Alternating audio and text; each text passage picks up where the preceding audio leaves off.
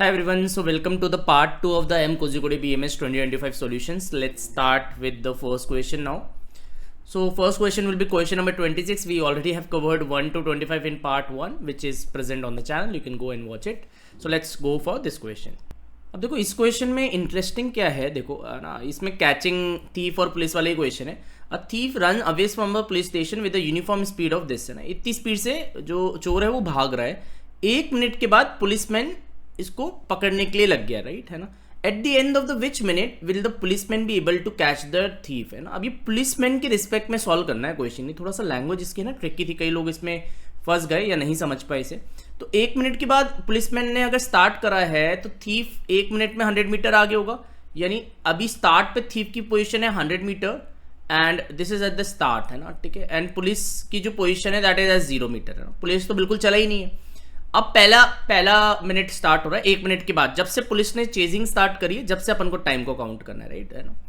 अब इस स्पीड पे पुलिस पहले मिनट में चलेगी, फिर है ना उसकी स्पीड 10 मीटर पर मिनट से हर मिनट में बढ़ती जाएगी. अच्छा, तो अगले मिनट में जब t इक्वल टू 1 होगा तो थीफ 100 मीटर और आगे चल जाएगा, 200 मीटर पे पहुंच जाएगा स्टार्टिंग पॉइंट से रिलेटिव पोजीशन, और ये 100 मीटर चल जाएगा, राइट, है ना. ठीक है, शुरू में तो इसकी स्पीड 100 ही है, तो ये 100 चला. फिर अगली बार ये 110 चलेगा, फिर अगली बार ये 120 चलेगा, फिर ये 130 चलेगा, फिर ये 140 चलेगा एंड सो ऑन, राइट. ये हमेशा 100 चलेगा. सो ये 300 पे हो जाएगा t इक्वल टू 2 पे, फिर 400 पे हो जाएगा t इक्वल टू 3 पे, फिर 500 को हो जाएगा, फिर 600 को हो जाएगा. ऐसे ये चलते रहेंगे. ये हमेशा 100 मीटर चलेगा और ये 210 पे आ जाएगा, देन 120 चलेगा, तो ये यहाँ पर 330 पे आ जाएगा, देन 460 पे आ जाएगा, देन 600 पे आ जाएगा. You can clearly C policeman की चेजिंग के 5 मिनट बाद ये इसे कैच कर लेगा. तो आंसर विल बी 5, है ना. ये क्वेश्चन थोड़ा सा टफ था. It was a tough one because, है ना, पीपल थॉट कि यार after 1 minute policeman runs the thief to catch him, runs behind the thief to catch him at the end of which minute, है ना. तो ये policeman जब से स्टार्ट करा, जब से टाइम को काउंट करना है यहाँ पर, है ना. So this was the catch, है ना. It was a very difficult question. People answered 6 here which will be probably wrong. Answer has to be none of these, that is 5, है ना. So this is what makes it a little bit tricky. Okay, this was a bit ambiguous ये question, है ना, थोड़ा language का issue है यहाँ पर.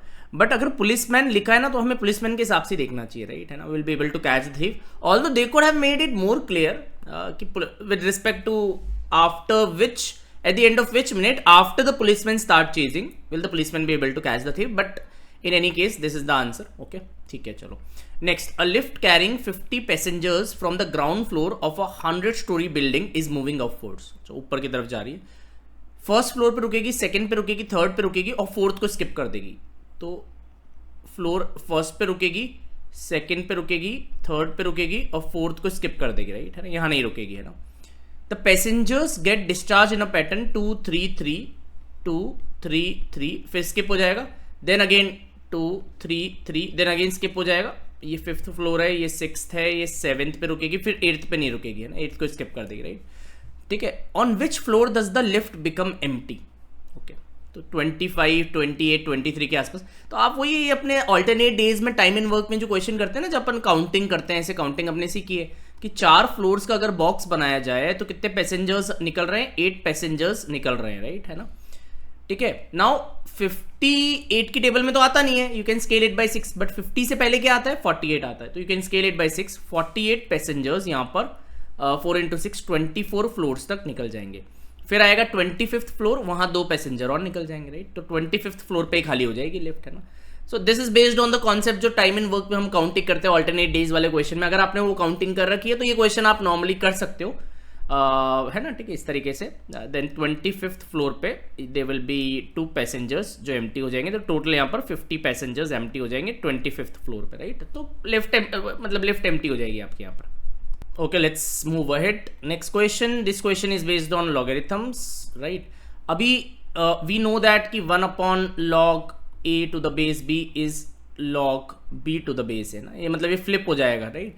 तो अब 1 upon कुछ भी दे रखा तो आप इन्हें फ्लिप कर लो, तो आप इसे log 8 to the base x लिख लो, देन इसे log 6 to the base x लिख लो. मैं इनको पहले कलेक्ट कर रहा हूँ, है ना, because these are the logs with positive sign. Then I will write log 4 to the base x, then I will write log 2 to the base x. और नेगेटिव वाले सारे एक साथ कर लो, नेगेटिव वाले यहाँ लिख लेते हैं. ये नेगेटिव में log 7 to base x, then ये नेगेटिव में log 5 to base x and then log 3 to base x, ये नेगेटिव वाले आ गए।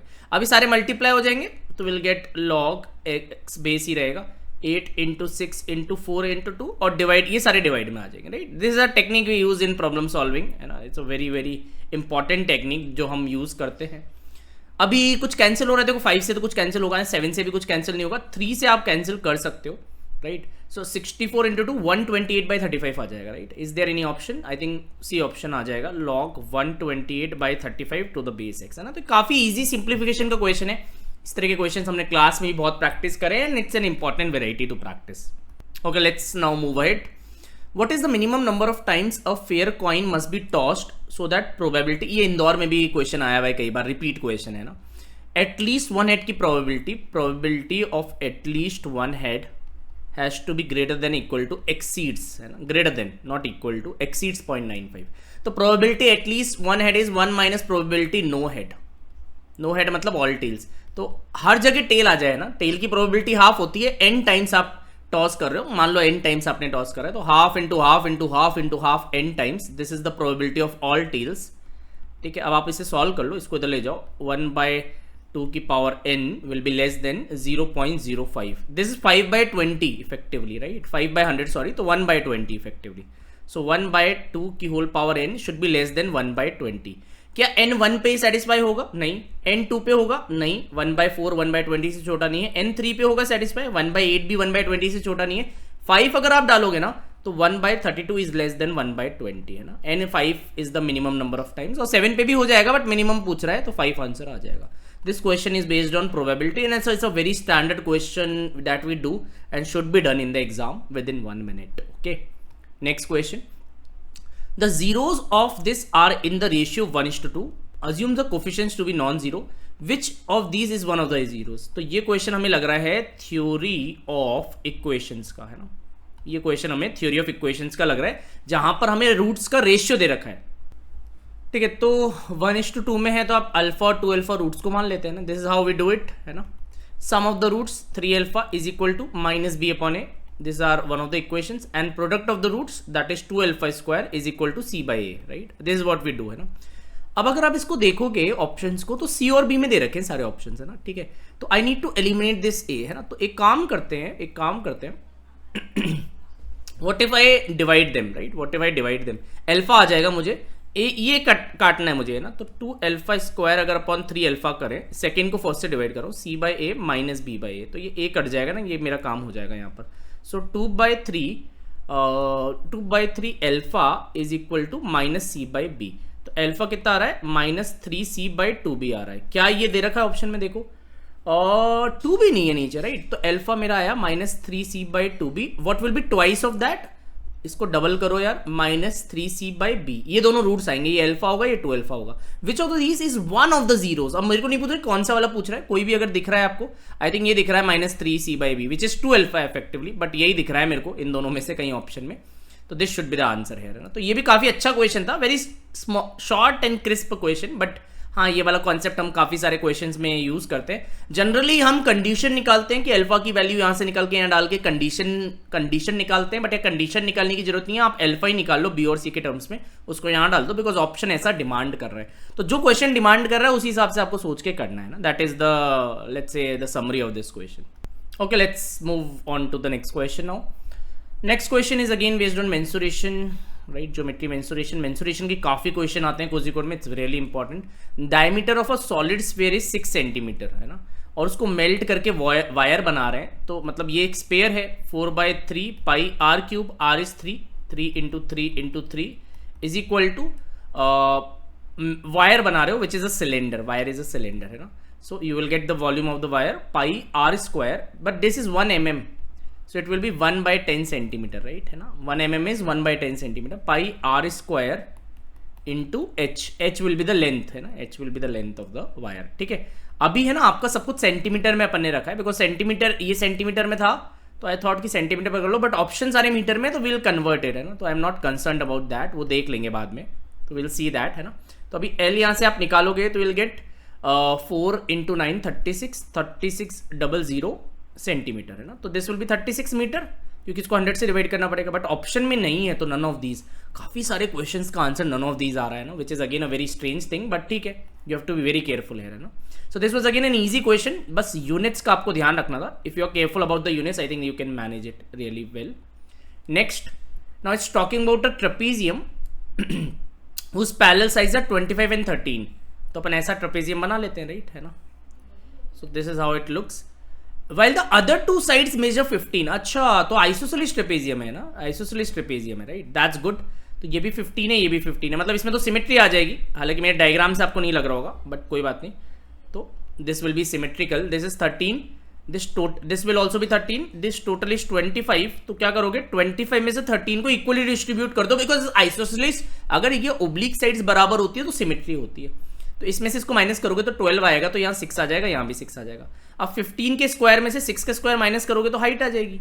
अच्छा, एरिया ऑफ ट्रेपेजियम आप लिखोगे कैसे, half sum of parallel sides, their sum which is obviously 25 plus 13 is 38 into their height. I just need height, और 38 को 2 से डिवाइड करोगे, you will get 19 times height आएगी। You just need the height now, है ना। तो 15 के square में से 6 का स्क्वायर माइनस कर सकते हो, 225 में से you can subtract 36, 15 square minus 6 square का अंडर रूट आपको करना होगा for the height here, right. अगर आप सबट्रैक्ट करने जाओगे तो 189 आएगा, अंडर रूट 189 आएगा, है ना। इसको आप चाहो तो 9 इंटू 21 लिख सकते हो, और 9 को बाहर निकाल के 3 अंडर रूट 21 आ जाएगा। तो हाइट की जगह you can put 3 under root 21, तो बेसिकली 57 अंडर रूट 21 आंसर आ जाएगा। तो ये भी एक डायरेक्ट क्वेश्चन है, again this is based on geometry mensuration, right. Area of trapezium के ऊपर बेस्ड है, आइसोसेलेस ट्रेपेजियम का क्वेश्चन है, ऑल्दो इनडायरेक्टली बताया है कि बाकी दोनों साइड 15 है, तो आपको आइडिया लगाना है कि इक्वल डिस्ट्रीब्यूशन हो जाएगा। This minus this will B 12 and that will be distributed equally. Get your height and apply the formula, very doable question, okay. Let's move ahead.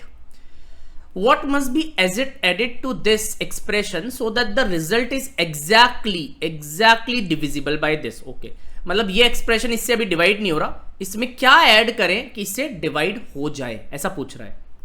Okay, देखो अपन है ना इसको इससे डिवाइड करते हैं ना, ठीक है। लेट्स डिवाइड, पहले लॉन्ग डिवीजन करते हैं, फिर इस पर थोड़ा सा बात करेंगे। This is again a very tricky question in the sense ये लग बहुत ईजी रहा है, it is based on the basically your division, long division. तो यहाँ पर है ना, ये basically again theory of equations का इक्वेशन है, this is again based on theory of equation, जिसमें भी लॉन्ग डिवीजन आप इसे मान सकते हो, right.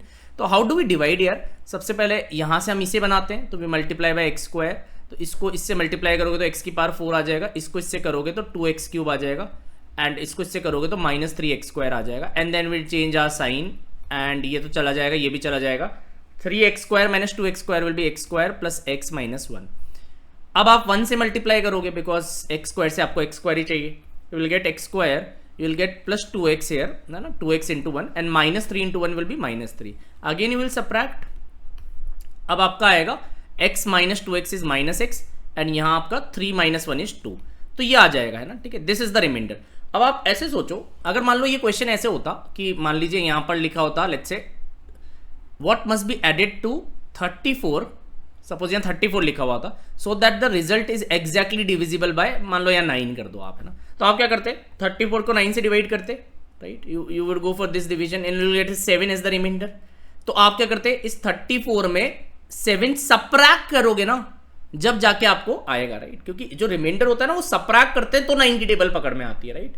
What must be added, है ना। तो आप एक काम करो, इसको तो हमें सबट्रैक्ट करना है, राइट, पूरे expression, this is the remainder, इसको हमें सबट्रैक्ट करना है, बट इसको उल्टा ऐड कर सकते हैं ना। व्हाट इज हैपनिंग इज कि इसमें से, इस एक्सप्रेशन में से अगर मैं इसको सबट्रैक्ट करूंगा तो बात बनेगी। तो व्हाट आई एम सेइंग कि यार इसका उल्टा ऐड कर दो, तो what you are getting plus x minus 2, है ना। अगर आप इसे करोगे तो आप इसको ऐड भी कर सकते हो, but x minus 2 is not in any of the options, you can see. But है ना, कई बच्चों ने यही कर दिया होगा, ध्यान रखना, रिमाइंडर को सबट्रैक्ट करते हैं, इसका नेगेटिव आप ऐड कर सकते हो, रिमाइंडर को सब। तो आप ऐसे बोल सकते हो कि 34 में मैं -7 को ऐड करूंगा तो बात बनेगी ना, नॉट 7, -7, है ना। तो answer has to be -7, right. So answer has to be minus of this, है ना। तो ये थोड़ा सा ट्रिक एलिमेंट था, मेरे को ये क्वेश्चन काफी इंटरेस्टिंग लगा, है ना। This is like really cool way to trap students. Most of the students who knew long division got A as the answer, and this is again a really tricky questions. See, questions are not difficult, but the language, options, options में बहुत play around है, none of these कई बार answers आ रहा है, these things has to be noted as far as IIM Kozhikode is concern है, that is their play area, right. Okay, let's move ahead to the next question now. So next question में देखो आपको दे रखा है x square plus 1/x²। अगर आप x, अच्छा इसको कैसे निकालोगे, a cube minus b cube, x 1 से बड़ा, ये भी नोट करना है। a cube, what is the formula for a cube minus b cube, obviously a minus b a square plus ab plus b square, this is the formula. तो you can, मेरे को ये अगर कहीं से मिल जाए ना तो मेरा बात हो जाएगा, है ना, ठीक है। तो what I need is, I just need this x minus 1/x, because this guy is already present x square plus 1/x², है ना। तो ये तो 83 है, 83 प्लस 1 84 है ये तो, है ना। तो I know this, I just need this guy. तो मैं एक काम करता हूँ, x माइनस 1/x का एक बार अगर मैं स्क्वायर निकालूं तो क्या आएगा, right. Will get x a square plus b square minus 2ab, this will be like this, and this guy is 83, तो 83 माइनस 2 करोगे तो 81 आएगा। तो x माइनस 1/x का स्क्वायर 81 आ रहा है, मतलब x minus 1/x can be 9 और it can be -9 also, but -9 होगा नहीं, क्योंकि x अगर 1 से बड़ा है तो यार x माइनस 1/x पॉजिटिव ही होगा, नेगेटिव कैसे आएगा ना। x 1 से बड़ा नंबर है, आप कुछ भी डाल के देखो, मान लो आप 2 डाल रहे हो, 2 माइनस 1/2 क्या नेगेटिव थोड़ी आ सकता है ना। तो ये केस रिजेक्ट हो गया, क्यों, क्योंकि x 1 से बड़ा है और कॉमन सेंस आप यूज करो। तो इसकी जगह will put 9 here. Now 84 into 9 is, you just multiply 84 by 9, so you will get your answer which is 756, है ना। Is there any option, या none of these का भी डर बना रहता है, क्योंकि आपने देख लिया बहुत सारे क्वेश्चन में none of these ही आंसर आ रहा है, so that is a tricky part, but यहाँ आंसर आ रहा है मेरा बी ऑप्शन। सो यहाँ पर 2 केसेस बन रहे थे, बट एक केस रिजेक्ट हो गया। मैंने जो भी निकालना है उसका फटाफट आइडेंटिटी देखा। Now this is again algebra based question which is based on the identities that we study in speed maths. Okay, let's move ahead. Next question is based on again geometry which is basically circles. देखो geometry की काफी question है। The pair of tangents drawn from an external point to a circle are perpendicular to each other, है ना। तो एक point से आप टेंजेंट्स बना रहे हो सर्कल पे, तो वो परपेंडिकुलर है, राइट, है ना। तो सपोज अब देखो परपेंडिकुलर टेंजेंट्स वाला अगर आपको डायग्राम विजुअलाइज करना है ना, तो इस पॉइंट से बना लो, सबसे बढ़िया समझ में आता है, राइट। तो सपोज ये यहाँ से बना दिया, ये पॉइंट ले लो, है ना। इससे क्या आपको सिमेट्रिकली समझ में आ जाएगा। ये 90 डिग्री है और the length of each tangent is 5, है ना। This is also 5, this is also 5, है ना। रेडियस पूछा है ना। अब आप सोचो, अगर आप रेडियस यहाँ से ले रहे हो तो ये यहाँ पर अगर रेडियस बनाओगे, this will be the radius, this will B 90 degree, again this will be the radius, तो स्क्वायर बन जाएगा यहाँ पर, है ना। Now obviously these two are equal, तो r is 5 है ना, from here also you can see r is 5 है ना। तो ये एक 90 डिग्री वाला स्क्वायर बन जाएगा, बिकॉज ये दोनों बराबर है और ये भी 5 है और ये भी 5 है। सो दिस तरह का फिगर बनेगा यार, राइट। रेडियस विल बी 5, है ना। So just need to visualise this, यहाँ बस विजुअलाइज करना है आपको, and there is no solving needed. तो इस तरह के क्वेश्चंस को पहले कैपिटलाइज कर लेना चाहिए। अब लोग बोलते हैं कि सर आप इस तरीके से क्यों नहीं बना रहे टेंजेंट्स को, अभी इस तरीके से भी बना सकते हो, तो यहाँ भी वो स्क्वायर बन जाएगा, बट विजुअलाइज करने में आपको थोड़ा अजीब लगेगा कि यार, है ना, कैसे बन रहा है, बट यहाँ आपको बहुत क्लियरली दिख जाएगा, है ना, बिकॉज दीज आर परपेंडिकुलर, तो ये भी 5 हो जाएगा। So this is how you can just visualise better. अगर इस तरीके से विजुअलाइज करोगे तो डेफिनेटली आपको दिख जाएगा कि answer should be 5। Next, now this question was based on higher maths which is modern your higher maths, that is trigonometry. Trigno के ऊपर बेस्ड है, हाइट एंड डिस्टेंस पे ना, और हाइट एंड डिस्टेंस। देखो पोल इज 6 मीटर और इसकी जो शैडो आ रही है वो 2√3 की आ रही है। This is the shadow, this is the shadow. Sun का एलिवेशन क्या होगा, यही होगा। दिस इज व्हाट सन का एलिवेशन विल बी हियर, है ना। इधर होगा कहीं सन सपोज, है ना। So this is what you have to capture, है ना, this angle, right. So what is this tan theta, अगर आप इसमें देखोगे, now this is our pole and this is the shadow. Sun किस एलिवेशन पे आपको बताना है, right. So tan theta will be 6/2√3, 6/2√3। अगर आप इसे निकालोगे तो आई थिंक √3 आ जाएगा। नाउ tan थीटा √3 कब होता है, जब थीटा 60 डिग्री होता है, right. So this is one of the easiest questions, I think बहुत ही आसान क्वेश्चन है, right. This should be done like attacked as soon as you see the paper, आपको सीधे यहीं पर आना चाहिए। These are the questions you have to do in the round 1 to get a really good score in Kozhikode, right, otherwise is difficult. Again a question on trigonometry, again a question on trigonometry. अब देखो यहाँ पर आप क्या कर सकते हो ना, साइन थीटा आपको दे रखा है और 1 + cos थीटा नीचे दे रखा है ना। अब साइन को और ब्रेक डाउन तो मैं कर नहीं सकता, कॉस को भी नहीं कर सकता, तो रैशनलाइजेशन में जो कॉन्सेप्ट लगाते हैं ना कि कॉन्जुगेट से मल्टीप्लाई करते हैं, अब इसको अगर ट्रांसफॉर्म करना है, क्योंकि देखो कि ये अगर आप डिनोमिनेटर को देखोगे तो हर जगह गायब हो रखा है, जस्ट सी द डिनोमिनेटर, और हर जगह इस तरह का एक्सप्रेशन न्यूमरेटर में आ रखा है, you just see. So what can be done, आप जो रैशनलाइजिंग में, अब ऑप्शंस देख के ही समझ में आएगा, पहले से किसी को नहीं समझ में आ रहा, राइट। कई लोग पूछते हैं ना कि सर ये कैसे सोचना है, observe the options. That means अगर मैं 1 - cos थीटा से मल्टीप्लाई करूंगा ऊपर नीचे तो शायद मेरी बात बन जाएगी, right. So I will get numerator में sine theta 1 minus cos theta, और डिनोमिनेटर में I will get a plus B and a minus B, that will be a square minus b square, a square minus b square, right. तो sine theta 1 minus cos theta and 1 minus cos square theta, we know that cos square theta plus sine square theta is 1, ये तो पता ही है सबको।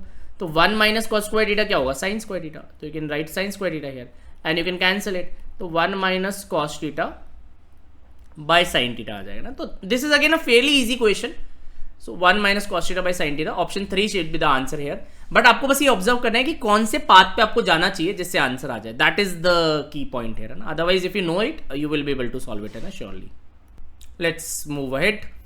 The radii of two concentric circles, concentric circles we talk about, है ना, circles having the same radius, same centre and different radius, sorry, है ना। तो इस तरीके से मान लीजिए एक सर्कल ये बन गया और दूसरा सर्कल मान लीजिए ऐसा बन गया, right. Concentric circles you should know, है ना, जब भी तो आप कर पाओगे। तो मैंने एक रफ डायग्राम बना लिया, तो दोनों का रेडियस आपको दे रखा है 4 and 5, the length of the chord of one circle that is tangent to the other circle. तो अब है ना, इसको कैसे बनाओगे आप, देखो ऐसी लाइन बना लो, now this line is tangent to the smaller circle and chord of the largest circle. ये बड़े वाले सर्कल की तो कॉर्ड है और छोटे वाले सर्कल की टेंजेंट है। अब ऐसी क्यों बनाई आपने, जिससे हमें चांस अच्छा मिल जाए सॉल्व करने का। ये रेडियस 4 है छोटे वाले सर्कल का और बड़े वाले सर्कल का रेडियस 5 है। तो अगर ये 5 है, ये 4 है, ये 90 डिग्री होगा बिकॉज ये टेंजेंट है छोटे सर्कल पे। तो 5 4 का पार्टनर 3 होता है और perpendicular from the centre bisects the chord. तो अगर ये 3 आया पाइथागोरस से तो ये भी 3 होगा बिकॉज परपेंडिकुलर, इस बड़े सर्कल में देखो सेंटर से अगर आप परपेंडिकुलर बना रहे हो तो कॉर्ड को बाइसेक्ट करेगा, दिस विल आल्सो बी 3। अब ये कह रहा है कि लेंथ ऑफ द कॉर्ड क्या होगा, ऑब्वियसली ए ऑप्शन आंसर होगा। सो this is again a very easy question which should be done. Again geometry mensuration का क्वेश्चन है, काफी आसान क्वेश्चन है, आप इसे राउंड 1 में कर सकते थे, है ना। Next, if one angle of a triangle is equal to the sum of the other 2 angles then the triangle must be, कौन सा होना चाहिए इनमें से बेस्ट ऑप्शन करना है, राइट। तो ट्राइंगल में एंगल्स का सम होता है मान लीजिए 180, है ना। अब मान लीजिए one angle is equal to sum of the other 2, तो मान लीजिए B plus C is equal to A. A वो एंगल है जो बाकी दोनों के सम के बराबर है, तो बी प्लस सी की जगह आप ए डाल सकते हो। सो 2a विल बी 180, मतलब a वाला एंगल 90 आएगा ना। और हमें ये तो पता ही है ना यार, राइट एंगल ट्राइंगल में if this is 90, suppose this is alpha, this is beta, so alpha plus beta भी तो 90 आएगा, जब भी तो सम 180 होगा। तो राइट एंगल ट्राइंगल की ये प्रॉपर्टी होती है कि एक एंगल बाकी दोनों के सम के बराबर है। कौन सा एंगल, ये वाला किसके बराबर है, इन दोनों के बराबर है। तो even if you know the property without solving also you can take care right angle triangle answer होना चाहिए। This is again based on geometry mensuration, again basics, काफी बेसिक का क्वेश्चन है। वैसे आप डिराइव भी कर सकते हो बट अगर आप कॉमन सेंस से करोगे तो भी आप इसका आई थिंक आंसर बहुत easily with in 1 minute you can answer, है ना। Next, if one angle of a parallelogram is 24 degree less than twice its adjacent angle, then the largest angle of the parallelogram is, okay, again this question is on geometry mensuration, काफी question है geometry का, right? Okay, let's try to solve this question now.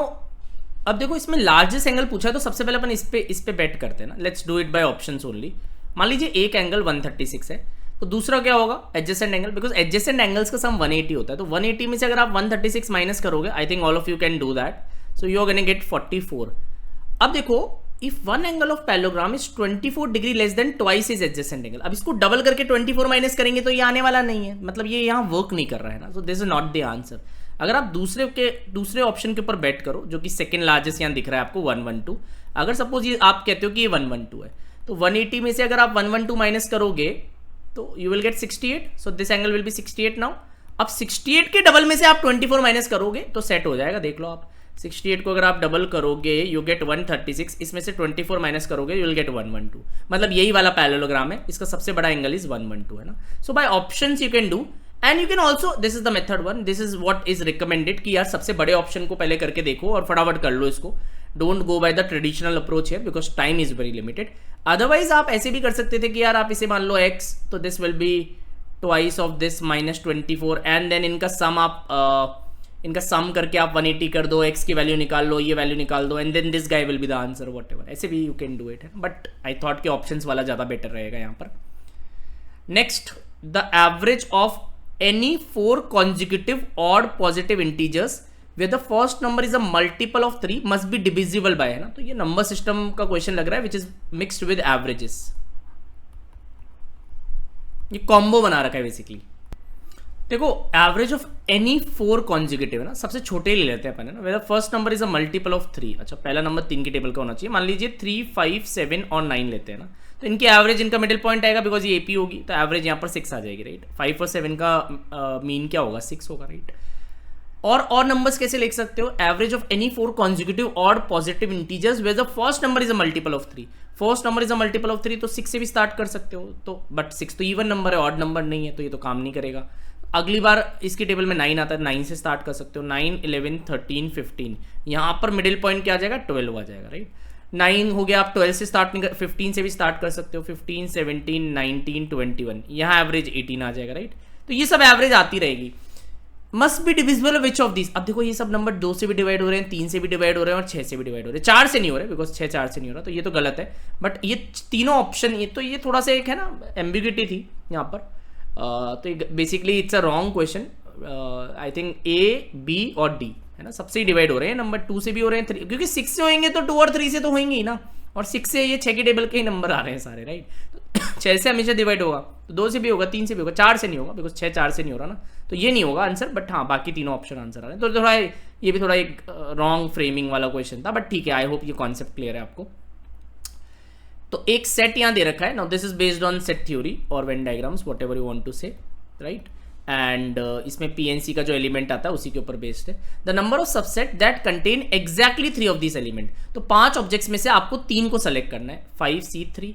And how do you apply this, 5 factorial, 5 - 3 2 factorial, 3 factorial, ये cut जाएगा, 5 × 4/2 20/2 will be 10 है ना, तो यहाँ पर आंसर ए ऑप्शन आ जाएगा। Now this is again one of the easiest questions that you can find in this paper and this can be done even in 10 seconds।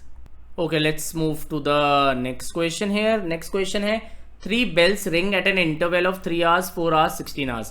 तो इसमें सबसे बड़ा नंबर 16 है, 16 तीनों से डिवाइड होता है क्या, एलसीएम वाला क्वेश्चन लग रहा है, नंबर सिस्टम का एलसीएम वाला क्वेश्चन लग रहा है। 16 नहीं होता, 32 होता है क्या, तीनों से डिवाइड नहीं होता, 48 होता है, एलसीएम विल बी 48 hours। तो ये आज है ना एक बार बच गई है तीनों एक साथ है ना, तो कब ये एक साथ बचेगी, 48 hours के बाद, मतलब 2 दिन के बाद, मतलब डे आफ्टर टुमारो है ना। देखो 5 दिन के बाद नहीं होगा, 3 दिन के बाद नहीं होगा, कल कैसे होगा है ना, बिकॉज एक दिन 24 hours का होता है, तो day after tomorrow should be the answer right है ना। So this is again a very easy question, I think it's a sitter. Next, if P Q R in GP, which of the following is true about Q R, P R, P Q. Okay, now this is a variable based question, this is based on sequence and series, sequence and series के ऊपर based है। Okay, let's try to solve this question. देखो इसमें आप है ना ऐसे कर सकते हो कि पहले तो मेथड 1 तो ये हो सकता है, आप नंबर अज्यूम कर लो, पी क्यू आर को यू अज्यूम 1 2 4, ये जीपी है 2 मल्टीप्लायर की।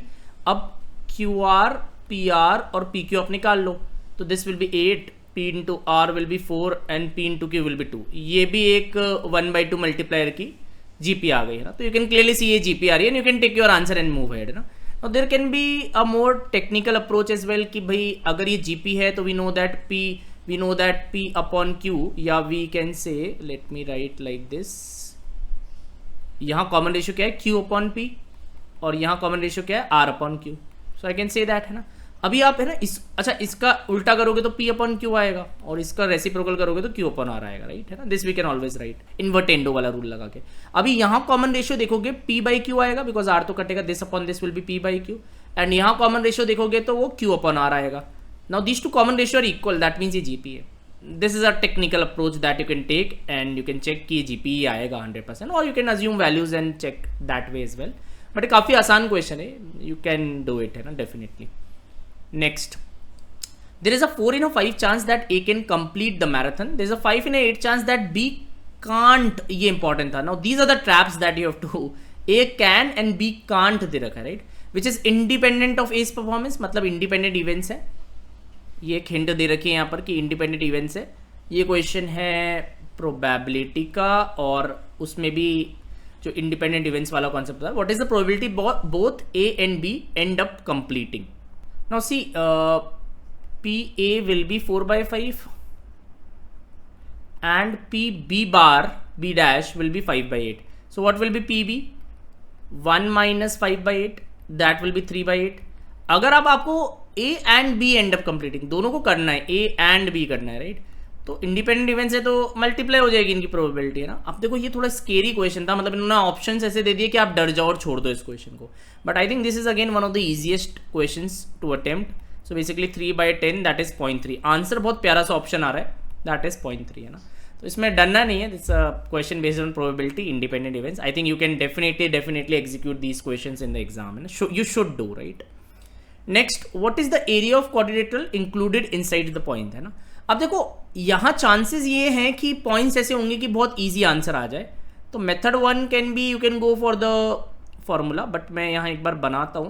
-1 और 7 तक ही जा रहा है ना, मतलब सारे पॉइंट्स ऑलमोस्ट ऊपर ही हैं, राइट। तो अपन इधर ही कोऑर्डिनेट बना लेते हैं। So let me draw the points, है ना। Now method 1 can be, you can plot these points and check, मेरे को लग रहा है ना इसी से हो जाएगा। And method 2 can be, you can go for the shoelace formula, है ना। शूलेस फॉर्मूला आप लगा सकते हो, which we discussed in the classes and well. But अगर रैंडम या पॉइंट्स आते तो शूलेस फॉर्मूला बेटर वर्क करता है, बट अभी यहाँ आई थिंक प्लॉट करके हो जाएगा बिकॉज एक स्पीड टेस्ट है। -1, 2, so this will be the first point, -1, 2. One point will be -1, 4. This is -1, 4. Then the other 2 points are 7, 2. This is 7, 2 and this is 7, 4. तो ये क्लियरली एक रेक्टेंगल बन रहा है ना, you can clearly see this to be a rectangle because ये perpendicular lines है, ठीक है। And this is 2, this is 4, तो this will be 2 and obviously these are 90 degree. 7 -1, तो ये डिस्टेंस 7 है और ये डिस्टेंस 1 है, तो ये टोटल 8 आ जाएगा ना, this length will be 8। What is 8 into 2? 16।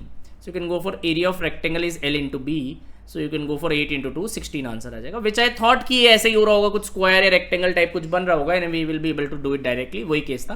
But अगर डायरेक्ट नहीं होता तो हम पॉइंट्स को प्लॉट करते and then we go for the surveyor's formula और शूलेस फॉर्मूला, उसके थ्रू हमें ये करना पड़ता। So this was again a very doable question. If you know this pattern you can plot and execute. So this question again आप इसे coordinate geometry का बोल लो, this was based on coordinate geometry, right. Let's move ahead. यहाँ पर दे रखा है n is less than equal to 4। Now this is based on inequalities, है ना, थोड़ा इनइक्वालिटीज नंबर सिस्टम का मिक्स टाइप क्वेश्चन है अलजेब्रा का। एंड 2 से m बड़ा है, n से छोटा है, this is what is being given, right. ये आपको दे रखा है and you have to comment on n minus m, n plus m की ग्रेटेस्ट पॉसिबल वैल्यू, मतलब मैक्सिमाइज करना है आपको। So you can apply the identity here, right. तो n square a plus B a minus B है ना, इसको maximise करना है ना। तो ये मैक्सिमाइज कब होगा कि ये तो हमें बड़ा से बड़ा करना है। तो n is less than equal to, देखो n is less than equal to 5 भी है 4 भी है, तो n को आप 4 डाल दो, है ना, n को 4 डाल दोगे, 4 का स्क्वायर, और m को आप कम से कम डालो, तो m को आप 2 डाल दो, right.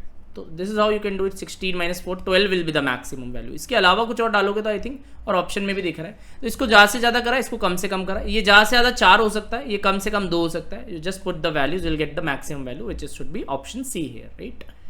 Next question, 8% of the boys in the class made it past the 90th percentile, while 12% of the girls in the same class made it past that mark. Suppose there are 120 students in this class. I think ये कुछ equations का question लग रहा है, based on equations and इसमें percentage के terms में यहाँ data दे रखा है। Suppose there are 120 students in the class. What is the number of boys? Okay, देखो 8% of the boys, that means 8% of boys plus 12% of girls, 90 मतलब 90th percentile में आ रहे हैं, मतलब टॉप 10% में आ रहे हैं, that will be equal to 10% of boys plus girls, है ना। ऐसे करके करो तो देखो 2% of B is equal to 2% of G, right, यानी B is equal to G आ जाएगा यहाँ से, है ना। और बच्चे कितने हैं? 120 हैं, यानी बॉयज भी 60 आ जाएंगे और गर्ल्स भी 60 आ जाएगी, बिकॉज ये 1:1 रेशियो में आप डिस्ट्रीब्यूट कर दो, तो आंसर यहाँ पर 60 आ जाएगा। It's okay as far as solving is concerned, but चक्कर क्या है ना कि बॉयज अगर 60 करोगे तो फिर है ना 8% अगर आप निकालोगे तो डेसिमल में आएगा, है ना। सो यहाँ थोड़ा सा एक है ना, इसमें डेटा में थोड़ी एम्बिग्यूटी आप कह सकते हो, बट ठीक है यार, एग्जाम में तो आप इसे सॉल्व करो, यू डोंट गो फॉर कि भाई ये कैसे होगा क्या होगा। एग्जाम में तो you just solve the question and you gate whatever you are solving, getting from the equation, you can take it and move ahead. But when you analyze it, हाँ मतलब 8% of boys decimal में आएगा, which is not possible, तो वो थोड़ा सा दिक्कत था, बट आंसर यहाँ पर आप A मार्क कर दो, है ना। there is no better option to be marked. Next, coins of INR 2, 5 and 10 denominations are in a bag in this ratio, of which the ₹5 coins amount to 250. Okay. तो 5 coin से जो value मिल रही है वो 250 मिल रही है। What is the total value? तो देखो ₹2 का कॉइन है, ₹5 का कॉइन है, ये रेशियो प्रोपोर्शन वेरिएशन या इक्वेशंस का क्वेश्चन है। ₹10 का कॉइन है और मान लीजिए 30K कॉइन्स है, ये 20K कॉइन्स है, ये 10K कॉइन्स है ना। तो यहाँ से जो पैसा बनेगा वो 100K बनेगा, of which the ₹5 coins amount to 250, right. 100K पैसा बनेगा। Now this 100K is given to you as 250, तो K की वैल्यू यहाँ से 2.5 आ जाएगी, राइट है ना। What is the total value of coins in the back? Total value अगर आपको निकालनी है तो ये 100K है, ये भी आपका 100K है और ये आपका 60K है। तो बेसिकली टोटल वैल्यू अगर आप देखोगे, just add all of them, so you will get 260K as the answer, and K can be done as 5/2, right?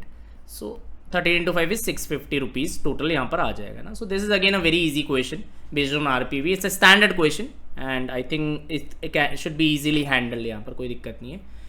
Last question, a trader declares that he will sell his commodity at 10% profit over his cost price. Now this is based on profit and loss and discount, PLD chapter. However, he alters his weighing balance to sell 10% less to each customer. What is his true profit margin in percent? Okay. देखो यहाँ अपन क्या करेंगे ना कि trader का 10% profit हो रहा है डायरेक्ट है ना, तो उसका क्या मल्टीप्लायर आएगा 11/10, और you can write 1/1.1 also. So this will be the multiplier. So we calculate the effective multiplier in questions में ना। This is based on false with का कॉन्सेप्ट है ना। तो पहला मल्टीप्लायर तो सीधे सीधे हो गया।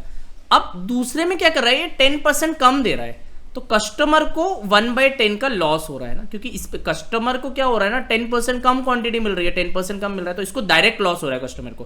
तो इसको कितना प्रॉफिट होगा? अगर n/n+d का लॉस होता है तो n/d का प्रॉफिट होता है दूसरी पार्टी को। Obviously n is 1, d is 9, you can check है ना। तो यहाँ 1/9 का प्रॉफिट होगा आपका ट्रेडर को है ना। So this is the analogy that you have to use to solve such questions. तो 1/9 का प्रॉफिट होगा तो मल्टीप्लायर क्या होगा? 1 + 1/9। So multiplier will be 1 + 1/9 for the trader, that is 10/9। So ये आपका इफेक्टिव मल्टीप्लायर आ गया। This is 11/9। So this is the selling price, this is the cost price, यानी 2 रुपये का फायदा हो रहा है 9 रुपये पे, 2 रुपये का फायदा हो रहा है 9 रुपये पे। This is the effective profit percentage. Now 1/9 is 11 की table 11.11, 1/9 is 11.11, what is 2/9? 22.22%, and here option B should be the answer. Now this was again a very good refreshing question. ऐसा question I think JEPMAT में भी पहले आए हुए हैं, so be careful on the false weight concept, अच्छे से detail में से पढ़ लेना। So that's all for IIM Kozhikode BMS 2025. Just make sure, because we have limited PYQs, you solve them completely and then go to write these exams. These are like really good questions. Some of the questions were technically wrong as well. We mentioned that as well कि कहाँ पर क्या गलती है, and none of these काफ़ी सारे option में answer आया, काफ़ी सारे ट्रैप्स भी थे, आपने देखा, काफ़ी मज़ा आया सॉल्व करते हुए। Wish you all the best and thank you very much.